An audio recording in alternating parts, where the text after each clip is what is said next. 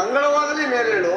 ನಿನ್ನನ್ನು ಮತ್ತೊಮ್ಮೆ ಕೇಳುವೆನು, ಸಂಧಿಗೆ ಒಪ್ಪುವೆಯೋ ಅಥವಾ ಯುದ್ಧವನ್ನೇ ಕಲ್ಪಿಸಿಕೊಂಡು ಬರಲು? ಪರಮಾತ್ಮ, ಅಸ್ಥಿರವಾದ ರಾಜ್ಯದಾಸಗಾಗಿ ಸಕಲ ಒಂದು ಬಾಂಧವ ಪ್ರಜಾಕೋಟೆಯನ್ನು ಕರೆದುಕೊಳ್ಳುವುದರಿಂದ ಪ್ರಯೋಜನವೇನು ದೇವ?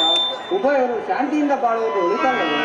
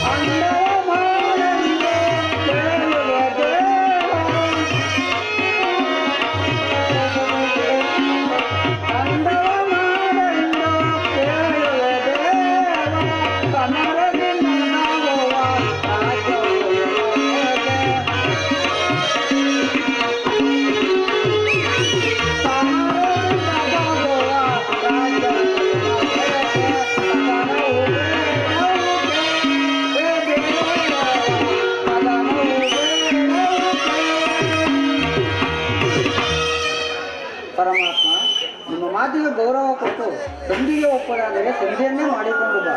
ಒಂದು ವೇಳೆ ನಿನ್ನ ಮಾತನ್ನು ನಿರಾಕರಿಸಿದರೆ ನಿನ್ನ ಚಿತ್ತ ಬಂದಂತೆ ಮಾಡಿಕೊಂಡು ಬಾ ವಾಸುದೇವ. ಆಗಬಹುದು. ನೀನು ನಡೆದರು ನನ್ನ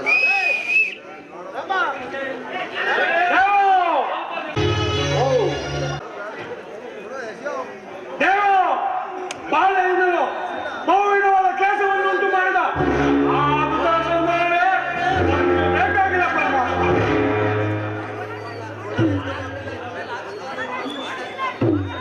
ಸಂಧಿಯು ನನಗೂ ಬೇಕಾಗಿಲ್ಲ ವಾಸುದೇವ. ಹಾಗಾದರೆ ಧರ್ಮರಾಯನ ಎದುರಿನಲ್ಲಿ ಏತಕ್ಕಾಗಿ ಒಪ್ಪಿಕೊಂಡಿದೆ? ಪರಮಾತ್ಮ, ಏಕೆ ಏನು ಅರಿಯದವಂತೆ ನಟಿಸುತ್ತಿರುವೆಯಲ್ಲ?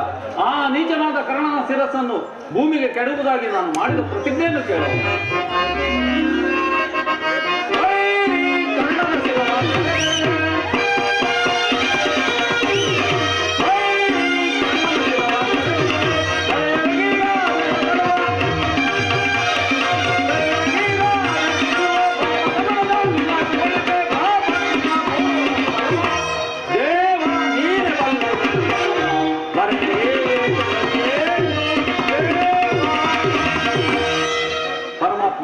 ನನ್ನ ಪ್ರಾಣ ರಕ್ಷಣೆಯನ್ನು ನೀನೇ ಮಾಡತಕ್ಕನಾಗಿದ್ದರು, ನನ್ನ ಪ್ರತಿಜ್ಞೆಯನ್ನು ಒದಗಿಸಿದ್ದರು. ಈಗ ಸಂಧಿಯನ್ನು ಮಾಡಿಕೊಂಡು ಬರುವುದು ಹೊರಟಿವೆಯಲ್ಲ, ಈ ಸಂಧಿಯು ನನಗೊಪ್ಪದು ದೇವ. ಮಕ್ಕಳಿನ ಅಭಿಪ್ರಾಯಕ್ಕೆ ವಿರುದ್ಧವನ್ನು ಹಿಡಿದು ಆತನ ಮನಸ್ಸನ್ನು ನಯಿಸಬಾರದು. ನೆಪ ಮಾತ್ರ ಕೊಪ್ಪಿನಲ್ಲದೆ ಬೇರೆ ಇಲ್ಲ. ತಿಳಿಸಿದ್ದೇವೆ, ಇದರ ಮೇಲೆ ಇನ್ನು ಮನಸ್ಸಿಗೆ ಬಂದಂತೆ ಮಾಡಿಕೊಳ್ಳ. ಇದಕ್ಕೆ ನಿಮ್ಮ ಅಗ್ರಜನು ಒಪ್ಪುವನೆ? ಪರಮಾತ್ಮ, ಈ ಕಾರ್ಯವನ್ನು ತಿಳಿಯುವಂತೆ ಮಾಡಿಕೊಳ್ಳುವ. ಆಗಬಹುದು. ಆದರೆ ಮುಂದಿನ ಯಾತನೆ?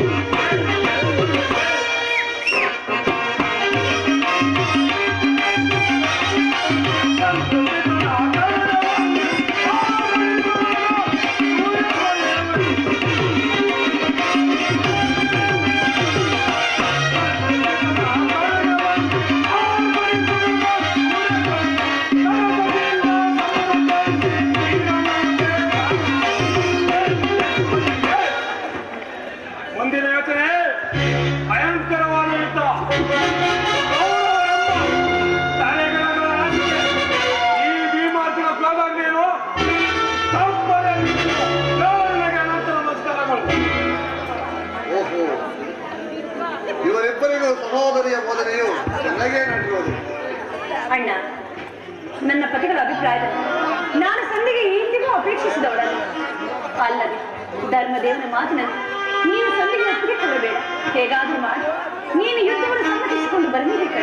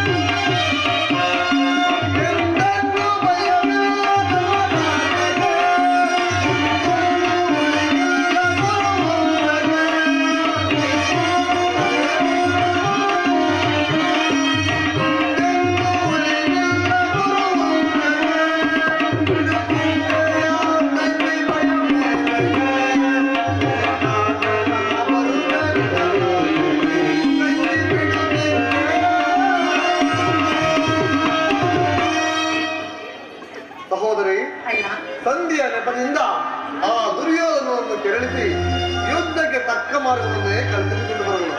ಭೀಮಾರ್ಜುನರೇ, ಯುದ್ಧಕ್ಕೆ ಬೇಕಾಗಿರುವ ಸಾಮಗ್ರಿಗಳನ್ನು ಸಿದ್ಧಪಡಿಸಿಕೊಳ್ಳಿ. ಆಯ್ತು ಸ್ವಾಮಿ. ಯುದ್ಧಕ್ಕೆ ತಕ್ಕ ಮಾರ್ಗವನ್ನೇ ಕಲ್ಪಿಸೋಣ.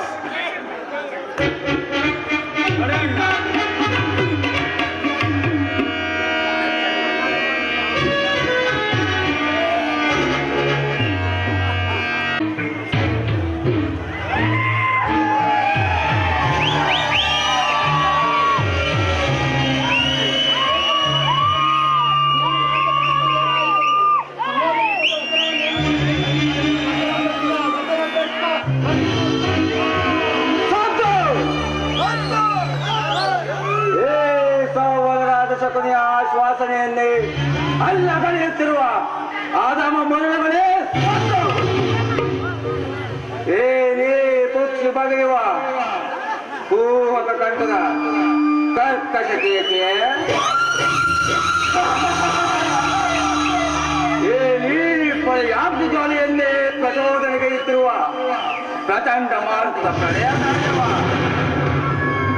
ಆಕಂಡ ಬಲದ ಕಂಡಕ್ಕೆ ಮಾತ್ಸರ್ಯದ ಮಾಲಿ ಕೂಡ ಕಾಪಟ ಜ್ಯೋತ್ಯ ವಿದ್ಯಾ ವಿಚಾರದ ಸೌವರ್ಣದ ಶಕುನಿಯೊಡನೆ ನೇಮಗಳ ಸರಸ ಸಂಲಾಪ ದುರ್ಯೋಧನ ನನ್ನ ವಂಶನಾಶಕ್ಕೆ ಕಾರಣನಾದ ದುರ್ಮಗಾಂಡ ದುರುಳ ದುರ್ಯೋಧನನೇ ಕೇಳು. ನಿರಪರಾಧಿಗಳು ನಿನ್ನ ಹಿತೈಷಿಗಳು ಗಾಂಧಾರ ವಂಶೋದ್ಧಾರಕರು ಆದ ನನ್ನನ್ನು, ನನ್ನ ಜನ್ಮದಾತನನ್ನು, ನನ್ನ 99 ಮಂದಿ ಸಹೋದರರನ್ನು ಕಾರಾಗೃಹ ಬಂಧನದೆಂದು ನೀನು ಕಲಿಸಿದ ಚಿತ್ರ ವಿಚಿತ್ರವಾದ ಹಿಂಸೆಯನ್ನು ಸ್ಮರಿಸಿಕೊಂಡರೆ ಅಬ್ಬ ನಡೆಯುತ್ತಿರುವುದು, ರಕ್ತವು ಕುದಿಯುತ್ತಿರುವುದು. ನನ್ನ ಮನದಲ್ಲಿ ಅಡಗಿದ ಸೇರಿದ ಕಿಡಿ ಓಸುವಿನ ಕೃಷಿಯಿಂದ ಕೆರಳಿದ ಕಾಳಸಪ್ಪನೆಂದು ಸಂಚರಿಸಿದೆ.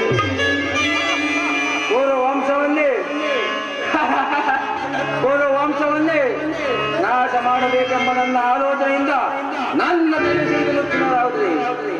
ಒಂದೇ ಬಾರಿ ಕೋಟಿ ಕಟಾರಿಗಳು ಬಂದು ನನ್ನ ದೇಹಕ್ಕೆ ನಾಟಿದಂತಾಗುತ್ತದೆ. ನನ್ನ ದೇಹದಲ್ಲಿ ದ್ವೇಷ ಆಗಿದ್ದಾರೆ ಜಗದಗಿಸಲು ಪ್ರಾರಂಭವಾಗಿದೆ.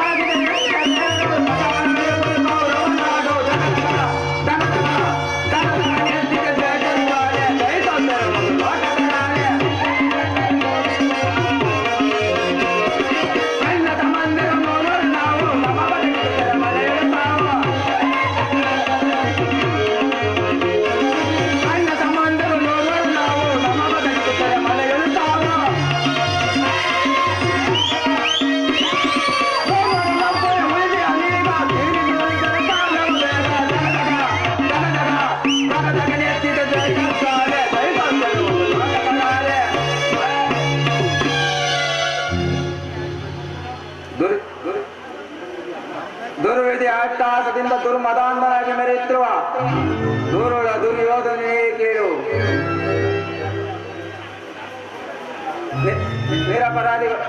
ನಿರಪರಾಧಿಗಳು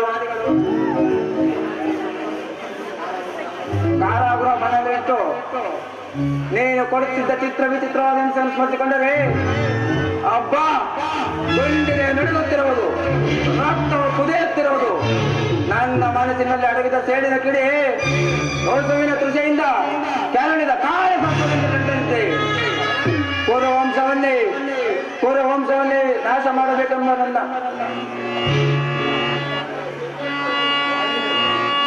ಸೇಡಿನ ಕಿಡಿ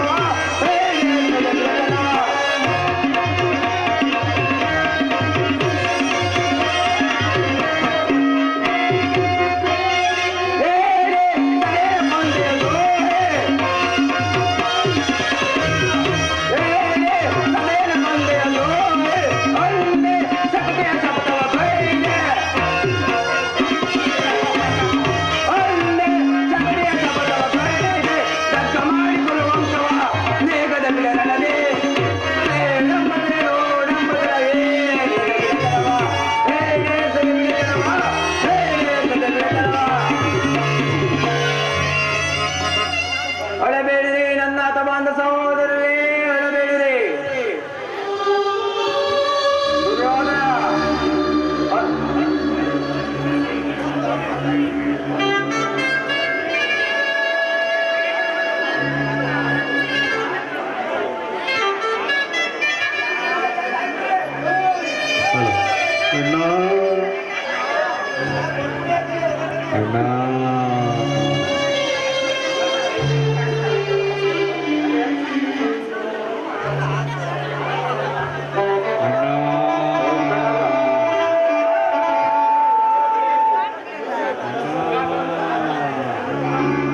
ದುರ್ಯೋಧನ ಒಂದು ನೀನು ಕೊಡುತ್ತಿದ್ದ ಒಂದು ಹಿಡಿ ಅನ್ನ, ಆ ಒಂದು ಒಳ್ಳೆ ನೀರನ್ನು ಆ ನನ್ನ ಸಹೋದರರು ನನಗೆ ಕೊಟ್ಟು ನಿನ್ನ ಮೇಲಿನ ಹಾಗೆಯನ್ನು ತೀರಿಸಲೆಂದೇ ನನ್ನೊಬ್ಬನನ್ನು ಉಳಿಸಿ ಒಬ್ಬೊಬ್ಬರಾಗಿ ಅದನಾದರೂ ಸುಯೋಧನ, ಒಬ್ಬೊಬ್ಬರಾಗಿ ಅದನಾದರೂ ಆ ದಾರುಣ ದೃಶ್ಯವು ನನ್ನ ಕ್ಷಿಪಟದ ಮೇಲೆ ಅಚ್ಚಳಿಯದೆ ಹಾಗೆ ಉಳಿದಿರುವುದು. ನಿರಂತರ ಅಗ್ನಿ ಜ್ವಾಲೆಯಿಂದ ನೊಂದು ಬೆಂದು ಜರ್ಜರಿತವಾದ ನನ್ನ ದೇಹವನ್ನು ಅಣುವಾಗಿ ಕತ್ತರಿಸಿದರು. ಸೇಡಿಗೆ ಸೇಡು, ರಕ್ತಕ್ಕೆ ರಕ್ತ.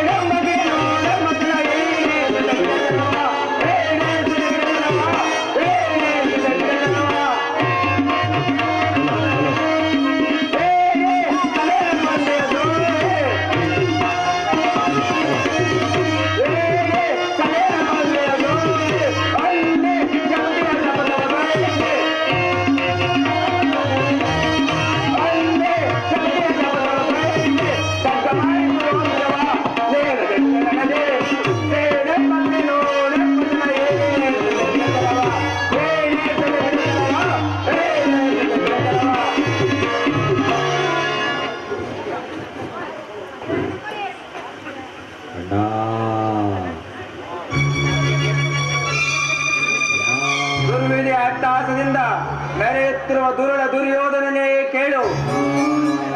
ನಿನ್ನಂತೆಯೇ 99 ಮಂದಿ ಸಹೋದರರು ನಳಗೂಡಿ ಏಕಚಕ್ರಾಧಿಪತ್ಯವನ್ನು ಸ್ಥಾಪಿಸಿಕೊಂಡು ಸಮಸ್ತರನ್ನು ಓಲೈಸಿಕೊಂಡು ಸುಖದ ಸುಪ್ಪತ್ತಿಗೆಯಲ್ಲಿ ತೇಲಾಡಬಹುದಿತ್ತು.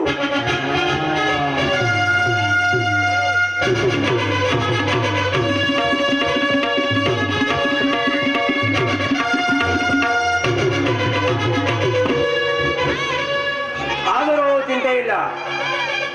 ಅಂತೆಯೇ ನಾನು ನಿನ್ನನ್ನು ಸೇರಿ ಮುಳ್ಳನ್ನು ಮುಳ್ಳಿನಿಂದಲೇ ತೆಗೆಯಬೇಕು, ವಜ್ರವನ್ನು ವಜ್ರದಿಂದಲೇ ಕತ್ತರಿಸಬೇಕು ಎಂಬ ಹಿರಿಯ ರಾಯೋಕ್ತಿಯಂತೆ ನಾನು ನಿನ್ನನ್ನು ಸೇರಿ ಅಡಿಗಡಿಗೂ ಅಡ್ಡಗಡಿತಲೇ ಬಂದೆ.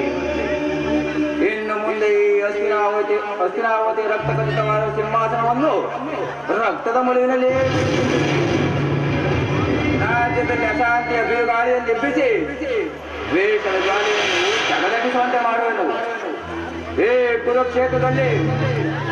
ಕುರುಕ್ಷೇತ್ರದಲ್ಲಿ ನಿನಗಾಗುವ ಹಿಂಸೆಯು ಭಯಾನಕ, ಅತಿ ಭಯಾನಕವೆನಿಸುವುದು. ತಾಯಿಯ ಕಣ್ಣೀರಿನಿಂದ ತೊಯ್ದು ಗುರು ಹಿರಿಯರ ರಕ್ತದಿಂದ ಕಳಂಕಿತನಾಗಿ ಮಾಡಿ ಪುತ್ರ ಶೋಕದಿಂದ ದಹಿಸುತ್ತಾ ನಿನಗಾಗಿ ಬಿಡವಲ್ಲದೆ ನರಕದ ಮಾರ್ಗವನ್ನು ಹಿಡಿಸುವನು. ಯಾರಿಗೆ ನಾವು ನರಕದ ಮಾರ್ಗ?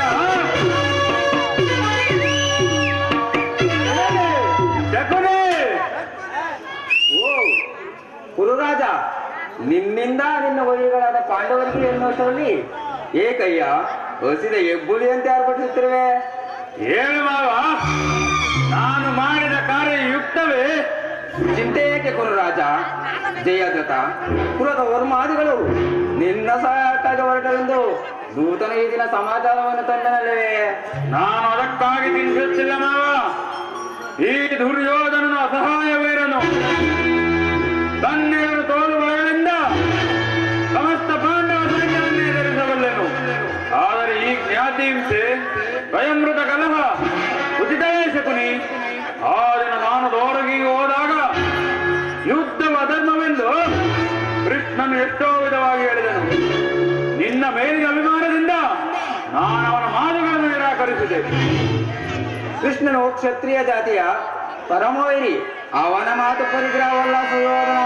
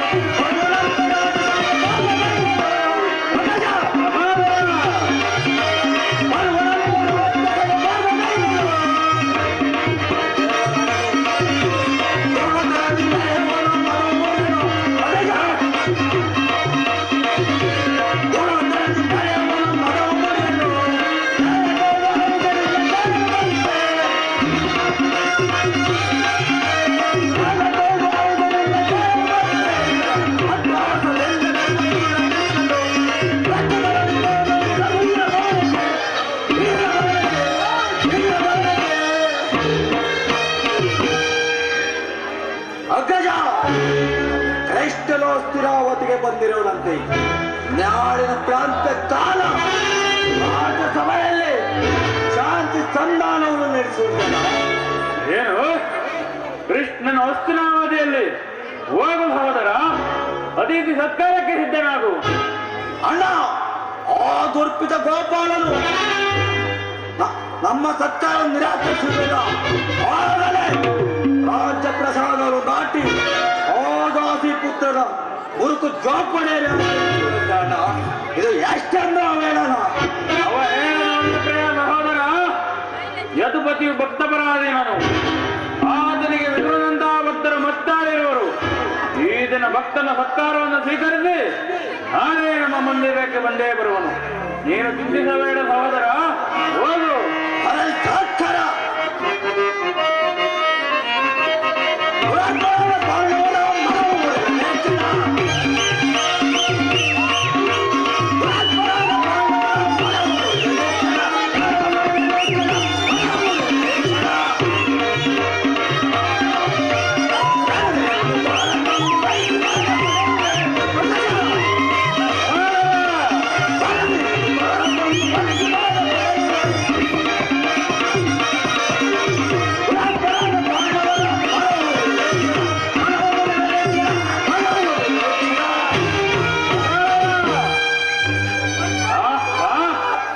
ಅಭಿಮಾನಶಾಲಿಯಾದ ನನ್ನ ಸಹೋದರನನ್ನು ಶಾಂತ ಮಾಡುವುದು ನನಗೂ ಒಂದೊಂದು ಸಾರಿ ದುಸಾಧ್ಯ ಎನಿಸುವುದು.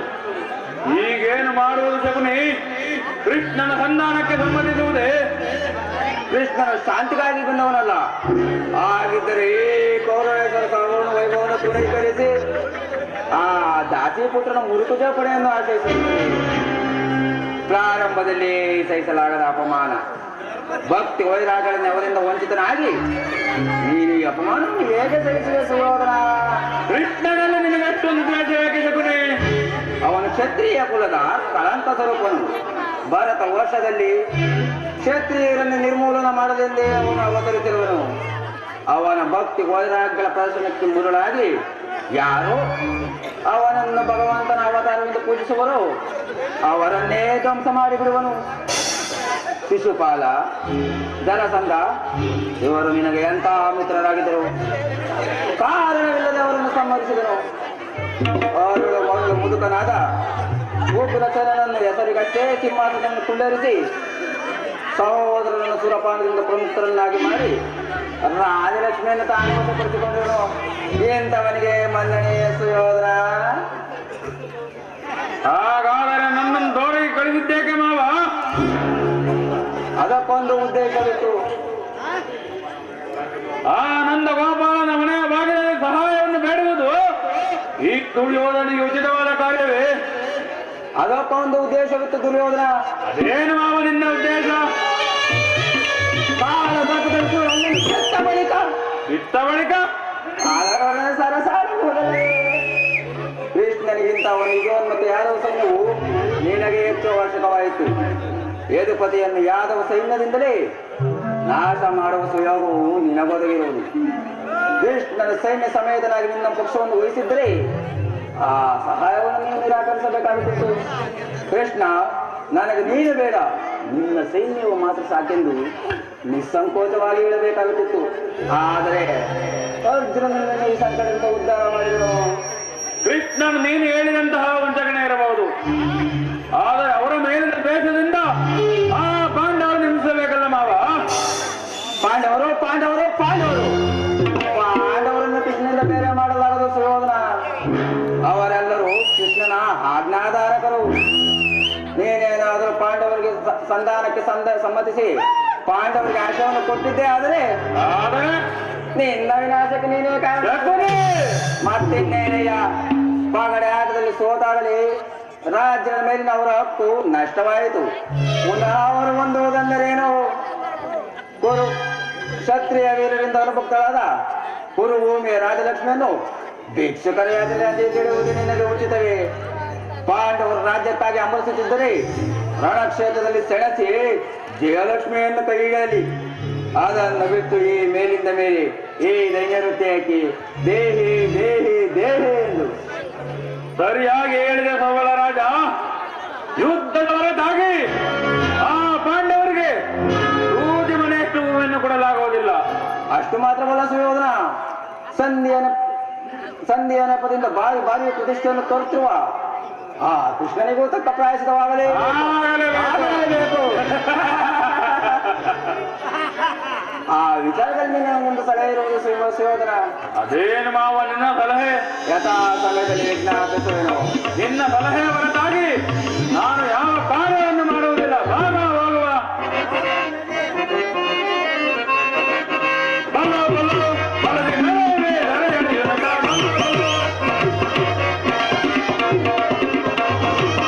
ಬಲ ಬಲ ಬಲದಿ ನೆರವೇ ನೆರೆಯಲಿ ಎನ್ನದ ಬಲ ಬಲ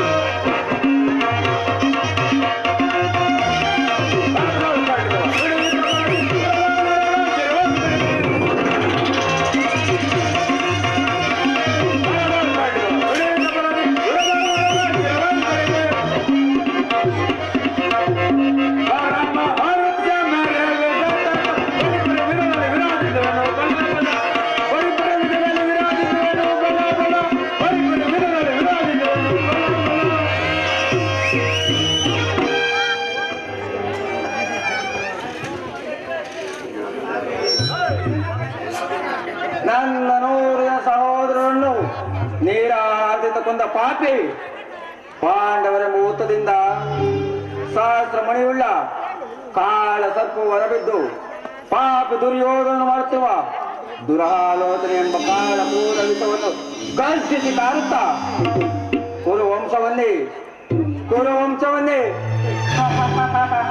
ಕುರುವಂಶವನ್ನೇ ರೋಷಾಗ್ನಿ ಎಂಬ ಅಣಂತರ ವಲಯದಲ್ಲಿ ಉಲಗಿಸಿ ಬಿಡುವೆನು. ಆಗ ಈ ಶಕುನಿಗೆ ಆನಂದ ಪರಮಾನಂದ.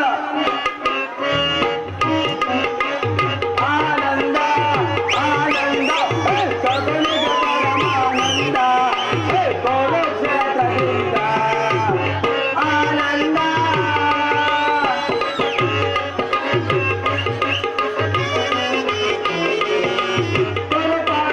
ಪಾಂಡವರ ಸಂಗ್ರಾಮ ಹೊರಬಲ ವಂಶದ ನಿರ್ನಾಮ.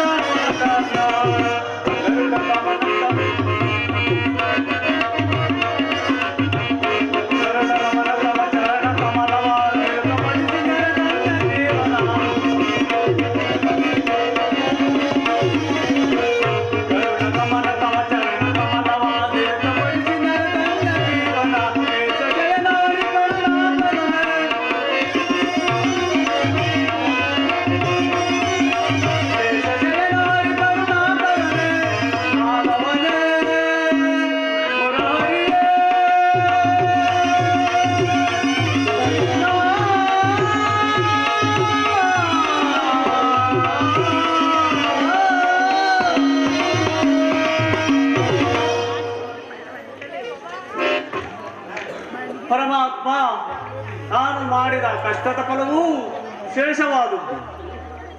ಪರಮ ಪುರುಷನೇ, ಎಂದಿಗೆ ನನ್ನ ಮೇಲೆ ನಿನ್ನ ಅಭಯದ ಹಸ್ತವನ್ನು ನೀಡಿ ಕರುಣಿಸುವೆಯಾ ದೇವ? ಅಂತಹ ಕರುಣಾನಿಧಿಯು ದುರ್ಯೋಧನ ಬಳಿಗೆ ಬರುವನಂತಲ್ಲ. ಸಕಲ ಭೋಗ ಭಾಗ್ಯಗಳಿಂದ ಮೆರೆಯುತ್ತಿರುವ ಅವನ ಬಳಿಗೆ ಬರುವಾಗ ಪರಮಾತ್ಮನು ನನ್ನನ್ನು ಜ್ಞಾಪಿಸಿಕೊಳ್ಳುವನೋ ಏನು? ಪರಮಾತ್ಮ, ಬೇಗ ಬಾ.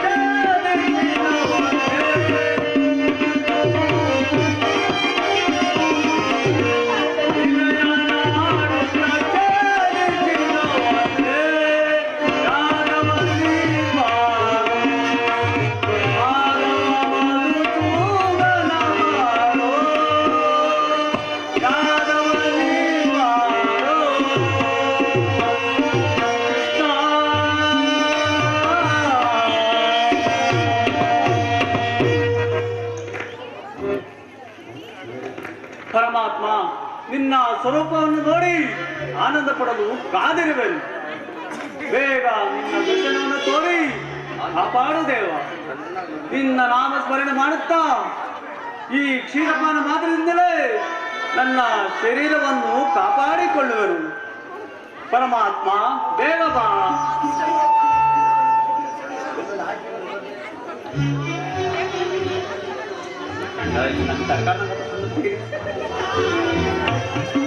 ವಿದುರ, ವಿದುರ, ವಿದುರ. ಪರಮಾತ್ಮರಿಗೆ ನಮಸ್ಕರಿಸುವೆ. ಮಹೋನ್ಮತನಾಗೂ ವಿದುರ, ನಿನಗೆ ಮಂಗಳವಾಗಲಿ ಮೇಲೇಳು. ಪರಮಾತ್ಮ, ವಿದುರ, ಒಂದೆಯ ನನ್ನಪ್ಪ.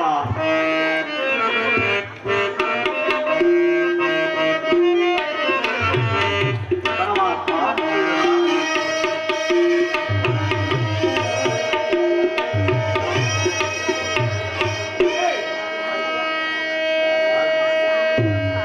ಪರಮಾತ್ಮ,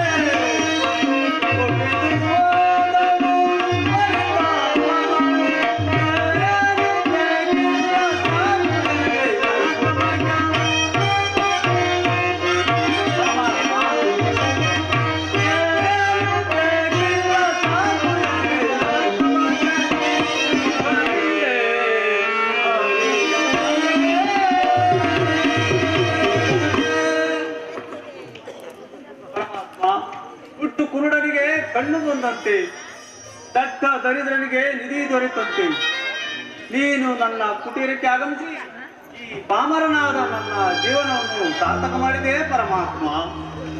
ವಿದುರ, ನಿನ್ನ ಹೊಗಳಿಗೆಯಂತಿರಲಿ. ಈ ದಿನ ನಾನು ದಾರಿಯನ್ನು ನಡೆದು ಹಸಿವಿನಿಂದ ನನ್ನ ಕುಕ್ಷಿಯು ಬಾರಿಸುತ್ತಿರುವುದು ತೃಪ್ತಿಯಾಗುವಂತೆ ಮಾಡುವೆಯಾ ವಿದುರ?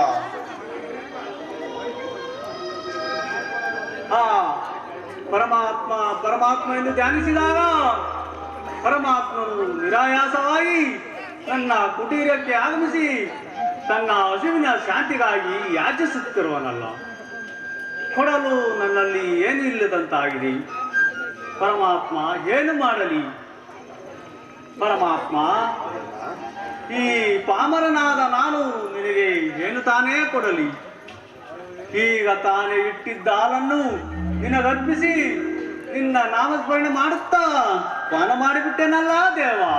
ವಿದುರ, ನಾನು ಇಷ್ಟು ಹಸುವಿನಿಂದ ಕೇಳಿದರು ಏನೂ ಇಲ್ಲವೆಂದು ಹೇಳಬಹುದೇ? ನೀನು ಕುಡಿದಿಟ್ಟಿರುವ ಪಾತ್ರೆ ಎಲ್ಲಾದರೂ ನೋಡು ವಿದುರ. ಪರಮಾತ್ಮ, ಆ ಪಾತ್ರೆಯನ್ನು ಇಲ್ಲವಲ್ಲ ದೇವ? ಇರಬಹುದು, ನೋಡು ವಿದುರ. ಎಲ್ಲಿ ಆ ಪಾತ್ರೆಯನ್ನು ತೆಗೆದುಕೊಂಡು ಬಾ. ಪರಮಾತ್ಮ, ವಿದುರ,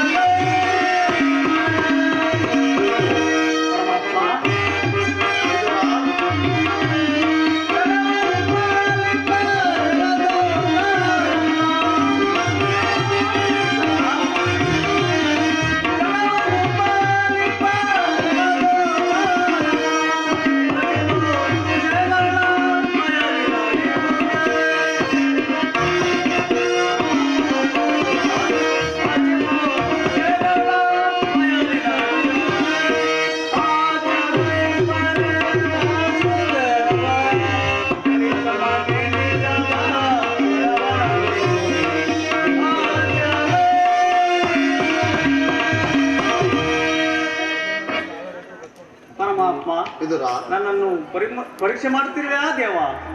ಇದು ತೆಗೆದುಕೋ ಪರಮಾತ್ಮ.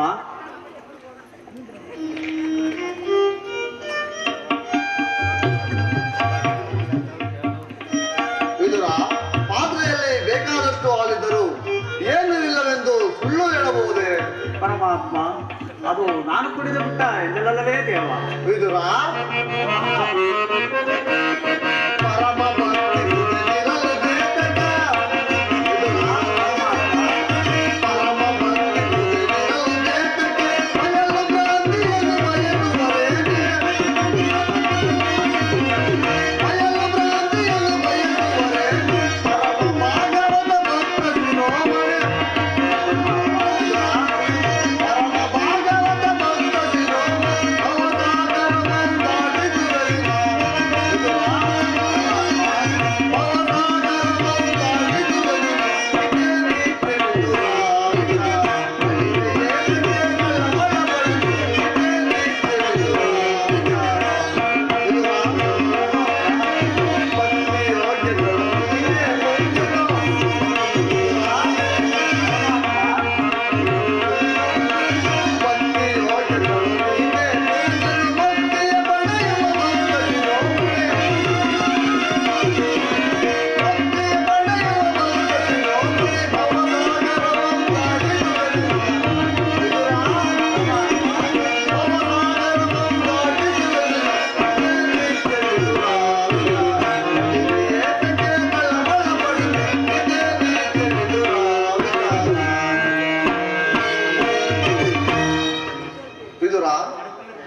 ನನ್ನ ಎಲ್ಲಿ ಪಾತ್ರೆಯನ್ನು ಕೊಡು.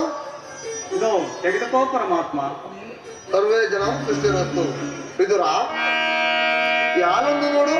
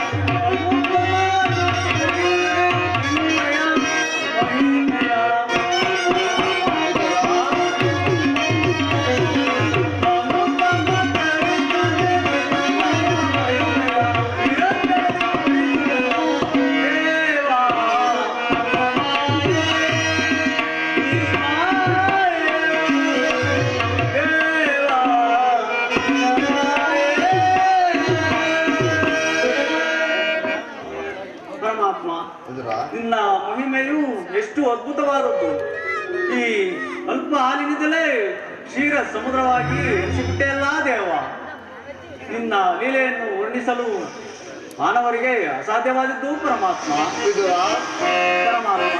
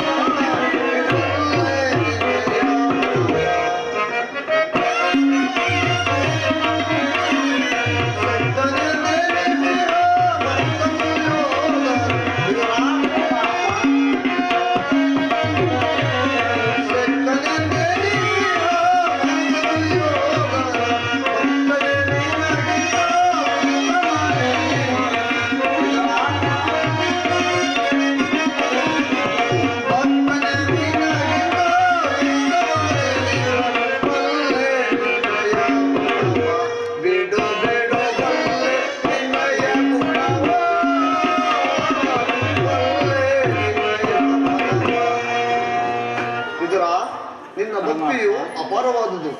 ನಿನ್ನ ಭಕ್ತಿಗೆ ನಾನು ಮೆಚ್ಚಿದೆನು. ಈ ದಿನ ನಾನು ಪಾಂಡವರ ರಾಯಭಾರಿಯಾಗಿ ದುರ್ಯೋಧನನ ಆಸ್ಥಾನಕ್ಕೆ ಹೊರಟಿರಬೇಕು. ನೀನು ನನಗಿಂತ ಮೊದಲೇ ಹೋಗಿ ಸಂಜೆಯ ವಿಚಾರದಲ್ಲಿ ತಿಳಿಸಬೇಕಾದ ವಿವೇಕವನ್ನು ತಿಳಿಸಿ ನಡಿ. ನಾನು ನನ್ನ ಸೋದರತ್ತೆಯಾದ ಕುಂತಿದೇವಿ ಮನೆಗೆ ಹೋಗಿ ಅನಂತನ ರಾಜ್ಯಸಭೆಗೆ ಬರುತ್ತೇನೆ. ವಿದುರ,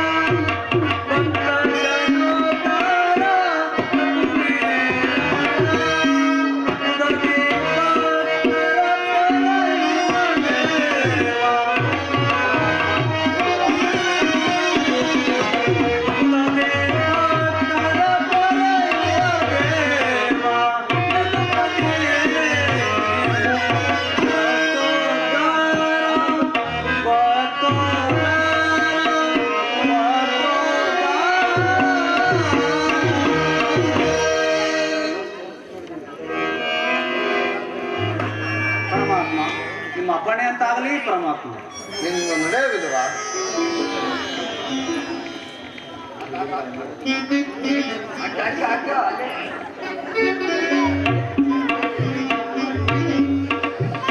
ಸೈಡು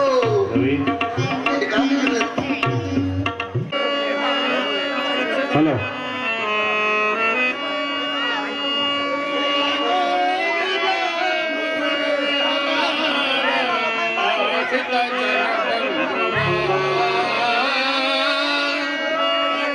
ಮುರಳಿನ ನೋಗರ ಮಧುರ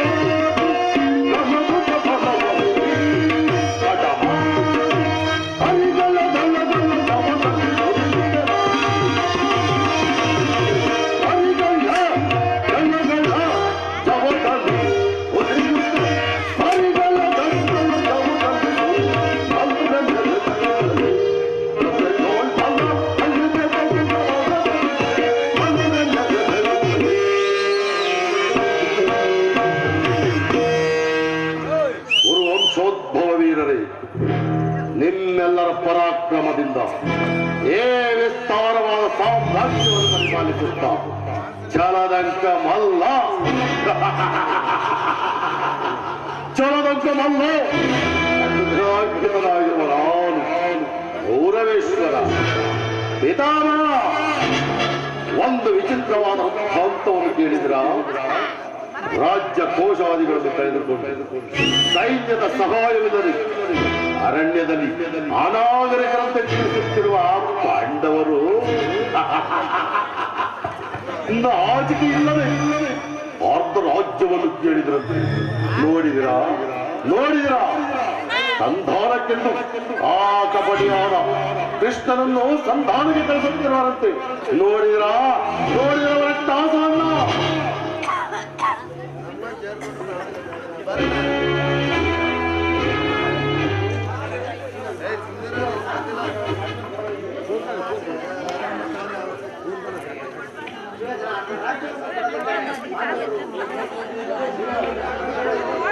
ತಾತ ಏನು ಹೇಳಿದ್ರಿ? ಯುದ್ಧವೇ ಯುದ್ಧ. ನಾನು ಯುದ್ಧಕ್ಕೆ ಸದಾ ಸಿದ್ಧ. ನನ್ನ ಬಳಿ 11 ಇಕ್ಷೋಹಿಣಿ ಸೈನ್ಯವಿರುವುದು. ಅದರ ಹಿಡಿತಕ್ಕೇನಾದರೂ ಆ ಪಾಂಡವರು ಸಿಕ್ಕಿದ್ದಾದ್ರೆ ಮದಿಸಿದ ಮತ್ತಾನೆ ಕಾಲಿಗೆ ಸಿಕ್ಕ ಬಾಳೆಹಣ್ಣಿನಂತೆ ಅಷ್ಟು ಗುದ್ದಾಗಿ ಬರುವರು. ದುಶಾಸನ ಪಾಂಡವರ ನಡೆಯುತ್ತವರು ಪೂರ್ಣ ಮಾಡಲು ಸರಿಯಾದ ಕರ್ಮೋಪದೇಶಕ ನಾನು.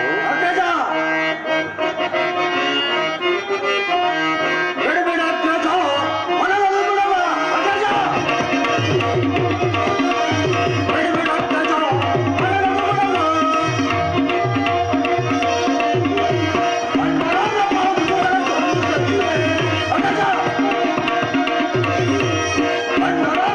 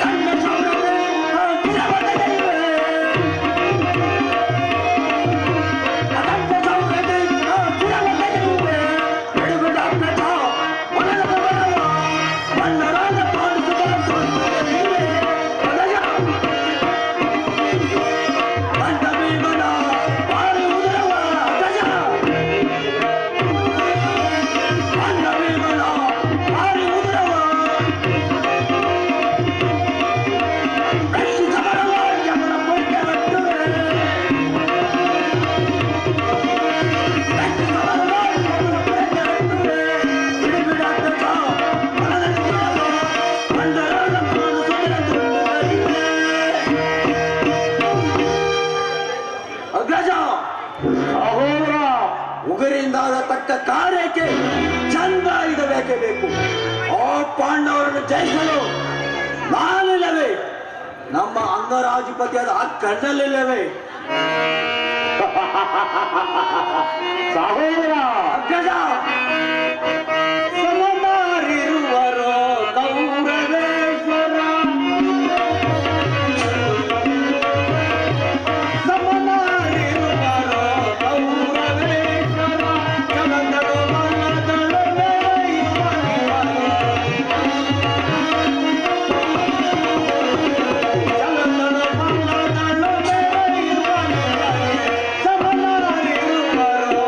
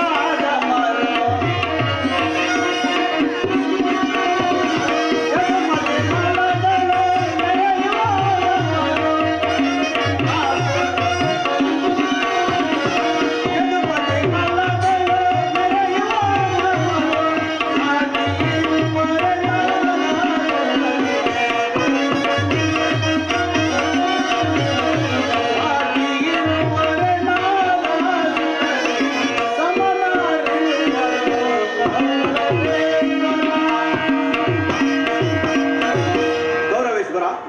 ಪೂಜ್ಯರಾದ ಭೀಷ್ಮರು, ಗುರುಗಳಾದ ದ್ರೋಣಾಚಾರ್ಯರು ಪರಾಕ್ರಮಿಗಳಾದ ನಾವಿರುವ ಚಿಂತೆಯಕ್ಕೆ ಆ ಪಾಂಡವರನ್ನು ಸಮರದಲ್ಲಿ ಸದೆಬಡಿದು ಬರುತ್ತೇವೆ.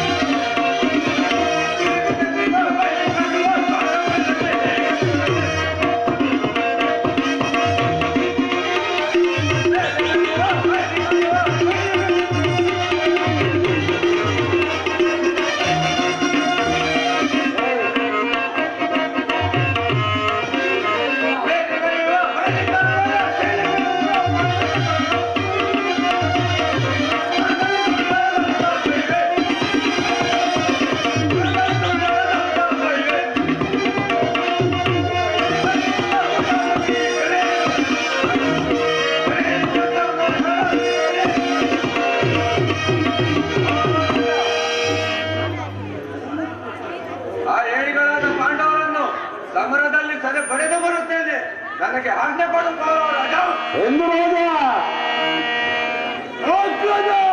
ಸಹೋದರ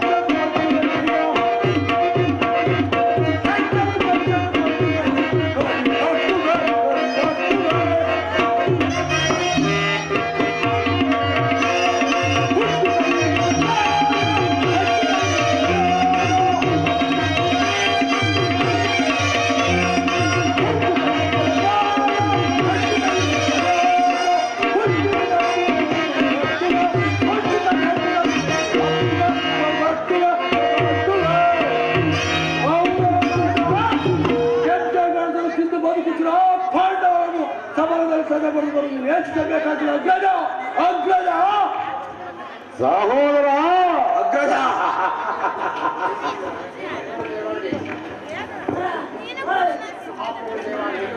ಸೇವಕ ಸಮಾಚಾರವೇನು? ಬಹಳ ಸಂತೋಷ ಬರಲಿ. ಏನು? ಪುರುಷೋತ್ತಮ.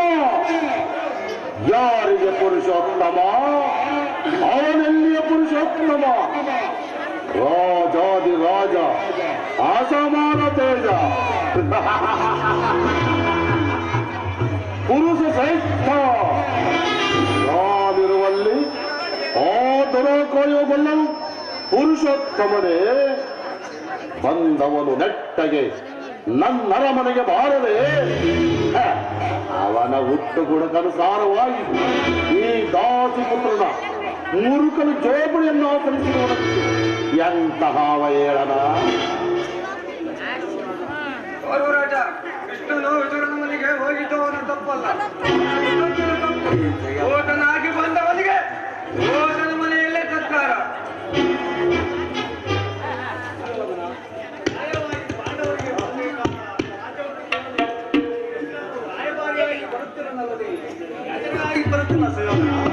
ಚಿಕ್ಕಪ್ಪ, ಪಾಂಡವರಿಗೆ ನ್ಯಾಯವಾಗಿ ಅರ್ಧ ರಾಜ್ಯವನ್ನು ಕೊಡಬೇಕು. ಸಾರ್ವಭೌಮ ಚಕ್ರವರ್ತಿಯಾದ ನಾನು ಅದನ್ನು ನಿನ್ನಿಂದ ಕೇಳಿ ತಿಳಿದುಕೊಳ್ಳಬೇಕು.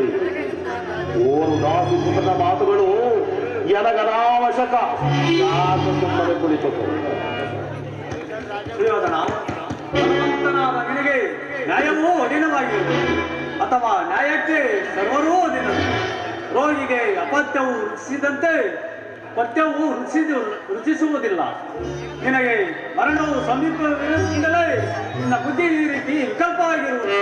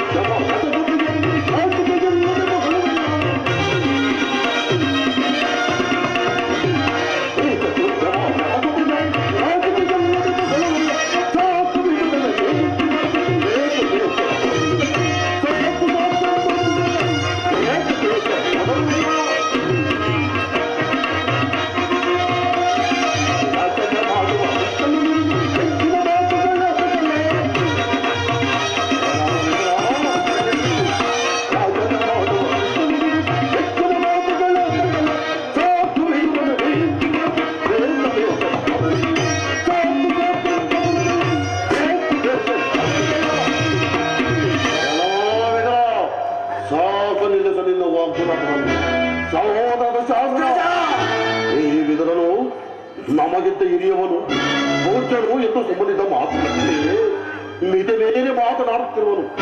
ಮೂರನೇ ಸ್ವಯಂವನ್ನು ಸಭೆಗೆ ಹೊರಗೆ ನೋಡಬಾರದು.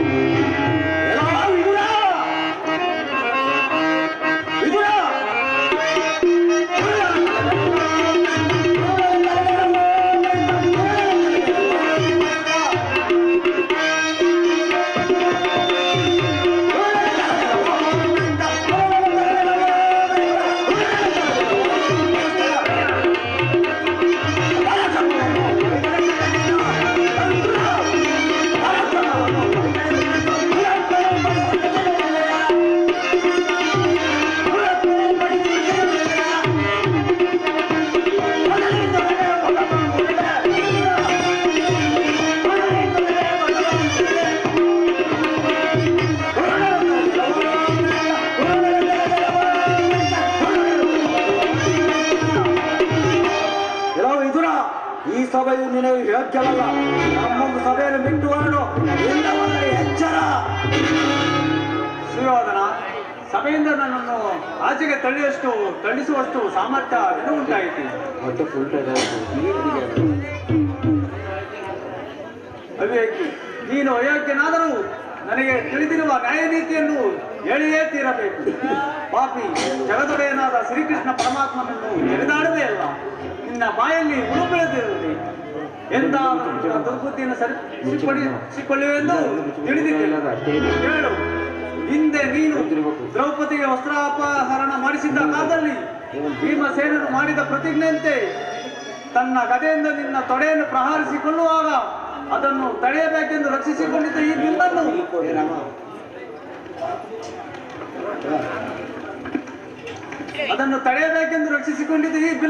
ಈಗಲೇ ಮುರಿದು ಬಿಸಾಡುವುದು.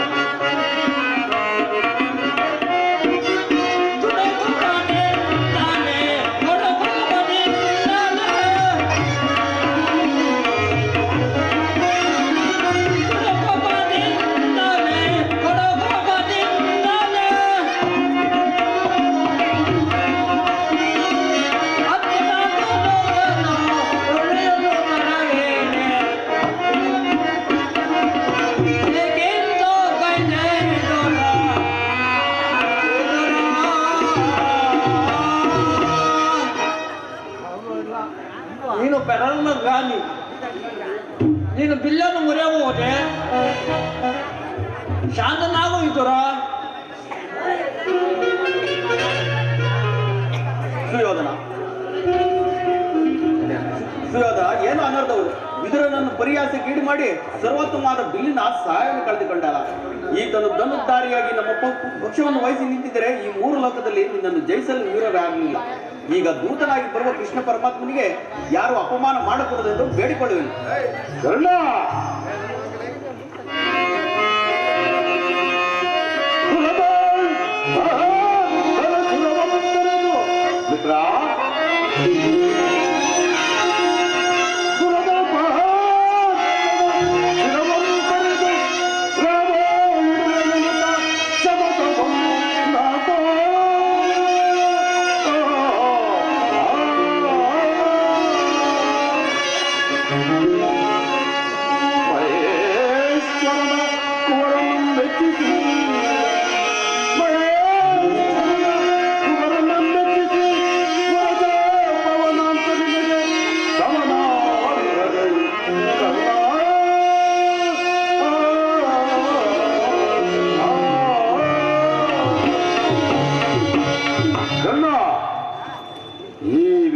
ಗೊಡ್ಡು ಬೆದರಿಕೆಗೆ ನೀನು ಬೆದರಿಕೆಯ?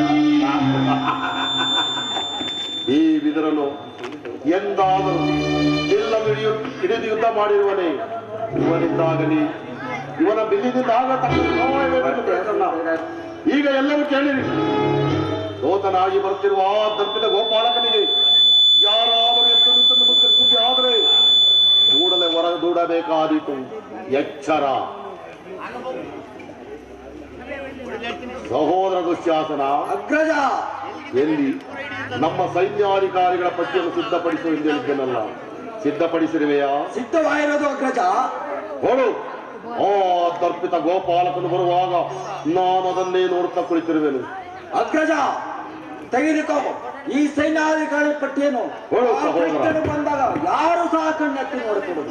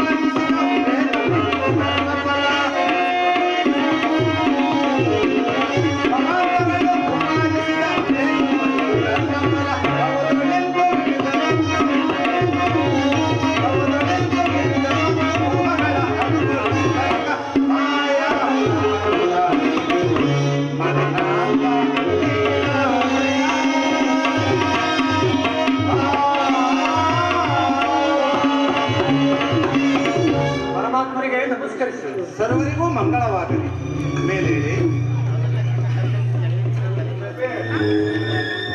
ಭೀಷ್ಮ ದ್ರೋಣಾದಿಗಳು ಎದ್ದು ನಿಂತು ನಮಸ್ಕರಿಸಿದ್ದದ್ದು ಸಹ ದುರಹಂಕಾರಿಯಾದ ದುರ್ಯೋಧನನು ಕಣ್ಣೆತ್ತಿ ನೋಡದೆ ಕುಳಿತಿರುವನಲ್ಲ.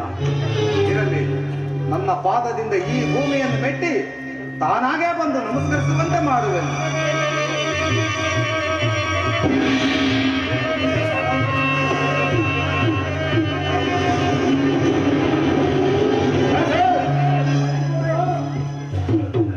ಗುರುಕುಲದ ಚಕ್ರೇಶ್ವರ, ಅಖಂಡ ಸಾರ್ವಭೌಮ, ಚಲದಂಕ ಮಲ್ಲ, ಚಂದ್ರ ವಂಶೋದ್ಭವ ವೀರನಾದ ನೀನು ಈ ಋಷಿಯ ಪಾದಕ್ಕೆ ನಮಸ್ಕರಿಸುವುದೇ?